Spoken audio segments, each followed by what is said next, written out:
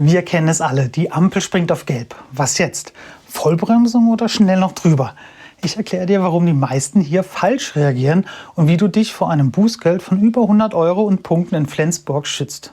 Denn tatsächlich kann ein Fehler bei Gelb genauso teuer werden wie ein klassischer Rotlichtverstoß. Das Problem ist der Stressmoment. Bremst du? Fährt dir vielleicht der Hintermann drauf? Gibst du Gas? Blitzt es womöglich? Ich war früher selbst unsicher und bin einmal bei dunkelgelb gefahren, nur weil mein Hintermann extrem gedrängelt hat. Um die Verwirrung ein für alle Mal zu klären, habe ich 3 wichtige Punkte für dich. Erstens, was Gelb rechtlich bedeutet. Die Straßenverkehrsordnung ist eindeutig. Bei Gelb musst du anhalten, wenn du das sicher kannst. Gelb bedeutet also nicht, gib Gas und auch nicht nur gleich wird's rot, sondern ein klares Haltegebot, wenn ein Anhalten ohne Gefahr möglich ist. Punkt Nummer 2. Die wichtige Ausnahme. Du darfst nur weiterfahren, wenn du nicht mehr rechtzeitig und sicher anhalten kannst. Das heißt, wenn eine normale Bremsung ausreicht, musst du bremsen. Und normal definieren Gerichte oft strenger als das eigene Bauchgefühl.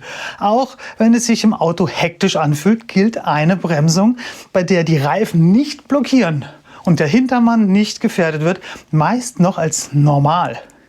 Selbst wenn es sich im Auto anfühlt, als würde man in der Achterbahn sitzen, wer trotzdem weiterfährt, obwohl er sicher hätte halten können, begeht einen Verstoß. Oft mit der gleichen Strafe wie bei Rotlicht. Punkt Nummer 3.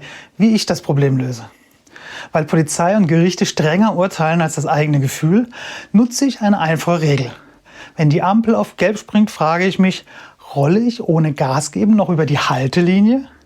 Ist die Antwort nein? Oder muss ich auch nur eine Sekunde überlegen? Dann bremse ich. Immer. So wird das Weiterfahren zur echten Ausnahme, nicht zur Gewohnheit. Bei 50 km/h dauert die Gelbphase in der Regel rund 3 Sekunden. Das reicht normalerweise aus, um sicher anzuhalten. Außer du klebst direkt an der Haltelinie. Wer anhalten könnte und trotzdem beschleunigt, riskiert faktisch einen Rotlichtverstoß mit allen teuren Konsequenzen. Bleib sicher und bitte like und hype das Video. Ich danke dir, bis bald. Ciao, ciao.